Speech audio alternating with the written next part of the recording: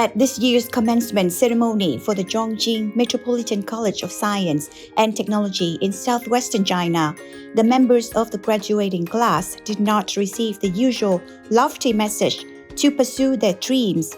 Instead, they were dealt a harsh dose of reality. "You must not aim too high or be picky about work," said Huang Zongming, the college's president, to more than 9,000 graduates in June. "The opportunities are fleeting. A record number of Chinese college graduates are entering the job market, exacerbating an already bleak employment outlook for the country's young people. The confluence is deepening one of the most intractable issues, keeping the world's second-largest economy from regaining its vibrancy." China's unemployment rate for 16 to 24-year-olds in urban areas hit a record 21.3% in June. The numbers for July are expected to be even higher as the next wave of graduates officially transitions from students to job seekers.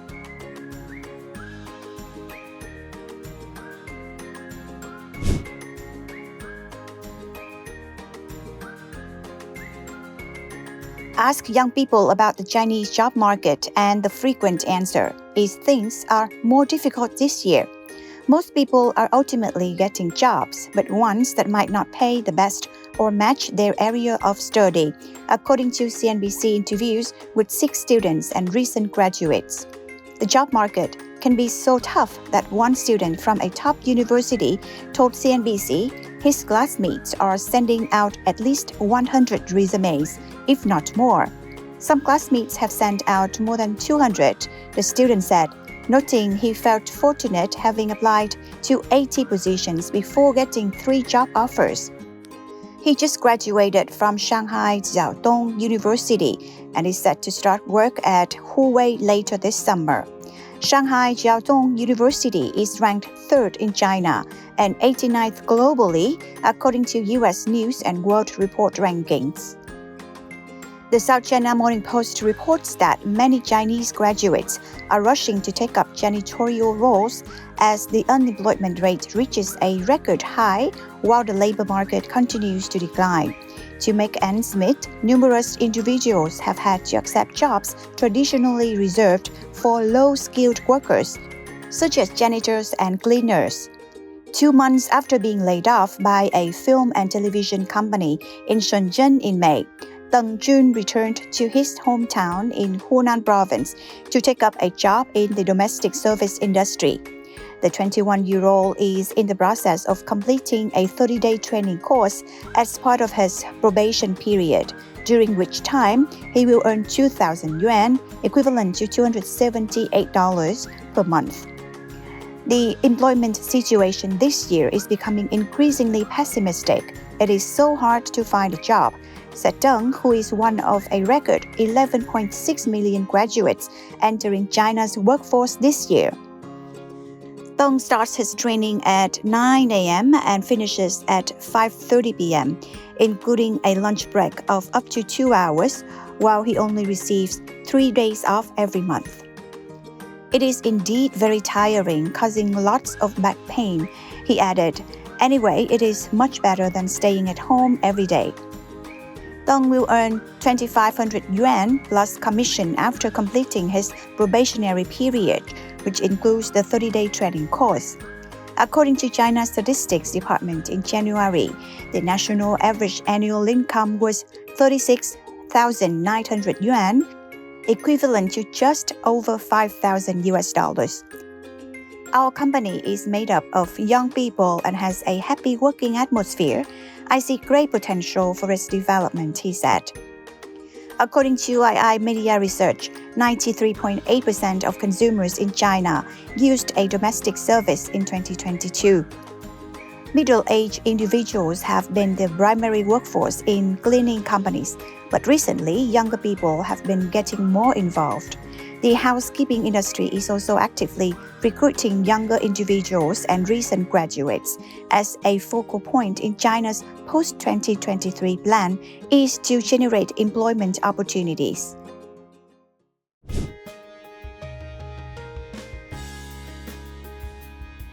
government policymakers struggling to address the problem are now leaning on colleges to do more to find jobs for graduates. The job performance of school administrators was already tied to the percentage of their students who find employment after graduation. Now, top school officials are being encouraged to visit companies to unearth opportunities. In some cases, the scrutiny is so intense that students resort to fabricating job offers to placate school officials. Over the last 3 decades, as China's economy grew by leaps and bounds, more people attended college, seeing it as a pathway to promising careers. The number of students enrolling in colleges and universities increased by 10.1 million in 2022, from 754,000 in 1992, according to the National Bureau of Statistics. This year's estimated graduating class of 11.6 million students is expected to be the largest ever, and future classes are expected to be even bigger. At the same time, the economy is not growing like it once did. The problem of youth unemployment may not abate for a decade, carrying potentially bigger ramifications for the country's leadership, said a June report from the China Macroeconomy Forum, a think tank with Renmin University of China. If it is not handled properly, it will cause other social problems beyond the economy, and it could even ignite the fuse of potential problems, the report said. China's youth unemployment rate has doubled in the last 4 years, a period of economic volatility induced by Beijing's zero-COVID measures that left companies wary of hiring. A graduating student in China in 2023 revealed that her cohort missed out on job opportunities because major internet companies were seeking third and fourth-year students for internships that could lead to full-time positions. Conversely, the female student noted that during her own student years, the pandemic was still raging, and her class had no chance for simultaneous learning and work. I feel that our employment situation is much more challenging, the female student told CNBC. Mr. Zhang Zhenggang, an expert in new employment research at Beijing University of Economics and Business, also acknowledges that the primary reason for the high unemployment rate is the lack of demand from businesses. According to him, current businesses are uncertain about the future, leading them to reluctantly hire young workers, individuals who often require additional training, regardless of their qualifications. Furthermore, tightening management regulations has subdued certain industries compared to before, such as online education, technology, and real estate sectors that young people usually flock to in search of employment. Alibaba, one of China's biggest technology companies, last year reduced its employee headcount by about 11,700, or about 5% of its workforce, according to a report released by the Chinese Academy of Social Sciences, a body that works under China's State Council. And as more young people have pursued higher education, there has been a mismatch in the jobs they want versus what is available. China's economy has not created enough of the high-paying white-collar jobs that many college graduates are seeking, intensifying competition for the most appealing roles. After economic growth slowed significantly in the second quarter, Beijing released a 31-point package of policy initiatives and support measures in July, encouraging private companies to add jobs. In a May report from the China's youth unemployment, Goldman Sachs said young people were especially vulnerable to losing their jobs or not getting hired in economic downturns because they had less work experience.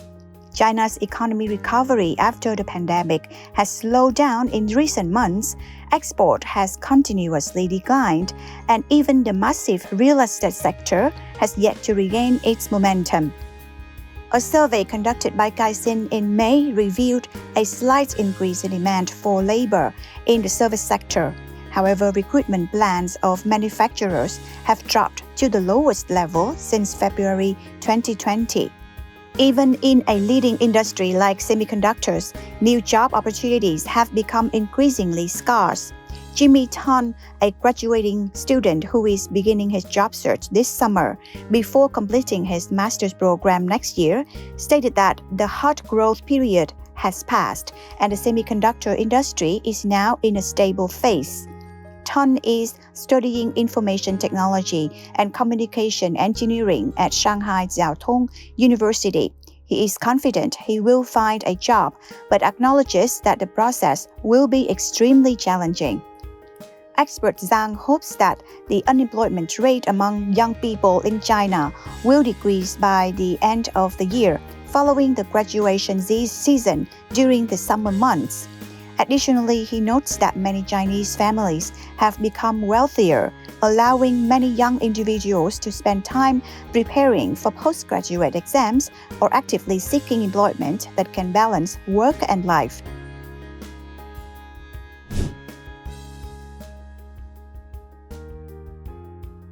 In June, China's Ministry of Education told schools and local officials to help graduates find jobs with a sense of duty and urgency, citing the concern of the government's top leaders.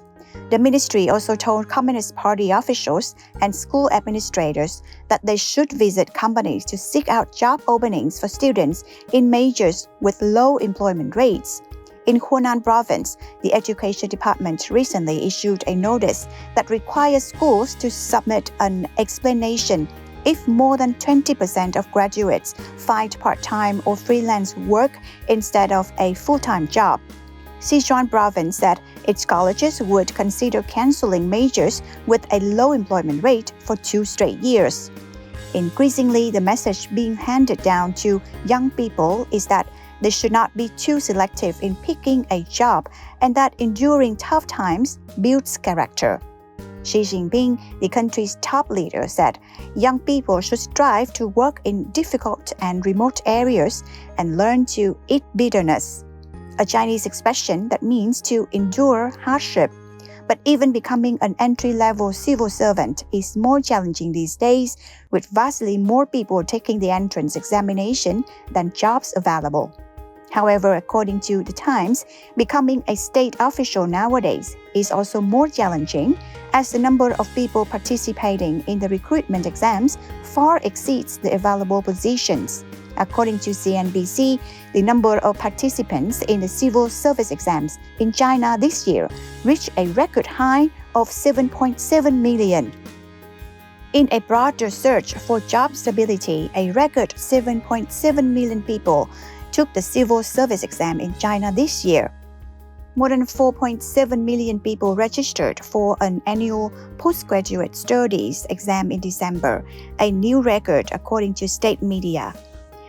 When Si Ruijiang was about to graduate last year, she said she applied for another master's program as she'd rather pursue that than a job she didn't want. These years are really challenging, especially for the newly graduated students, because we don't have experience and it's quite hard for us to find jobs not only in China, but all over the world, she said. College administrators are feeling the pressure to fulfill the employment mandates from government. The superiors press the schools, and the schools just press the staff, said Emma Zhu, a career counselor at a college in Zhejiang Province. Stella Su, who works as a career counselor at a college in Hubei Province, said her boss handed down rankings of each counselor's employment rates and asked them to provide updates on job placements at every monthly meeting. You place an invisible pressure on yourself, said Ms. Su, who said she had a pretty good employment rate after advising more than 250 graduates this year. It would look bad if you're too far behind others. Ms. Su said that when she visited companies, she tried to persuade employers to take more graduates than they were seeking. She said she prodded her students to secure job offers quickly and told them that they must turn in job offer arrangements to the school by graduation day. I'm just very uneasy every day about why some students haven't been employed, she said. As the pressure campaign on colleges intensifies, students and administrators are turning to extreme measures. For $17 on Taobao, a Chinese e-commerce site, a vendor is selling fabricated employment offers from a manufacturing firm affixed with a company seal and registration number. Along with providing the document, the vendor will also respond to confirmation calls from the school or a local education department. Jasmine Wang, 23, who majored in financial management at a university in Chengdu, in southwestern China, decided to take the civil service exam after applying unsuccessfully for more than 100 jobs. Her career counselor urged her to turn in a fake job offer from a company anyway and threatened to undermine her government job prospects if she didn't. Ms. Wang said she had refused. Lucia Su, 22, gave her career counselor a fake job offer with a construction company where a family friend worked. She is planning to take graduate school exams this winter and won't be looking for a job while she studies for the tests. If you don't sign one, they will hassle you more and more frequently, Ms. Su said. The closer it gets to graduation, the harder they press. Cases like Lucia's signify one less unemployed Gen Z, but the question is whether they truly engage in sustainable work or not, and does that job align with their initial dreams? The steps onto the path of education in China might be more burdensome for many young individuals. And that concludes today's World Affairs. See you again.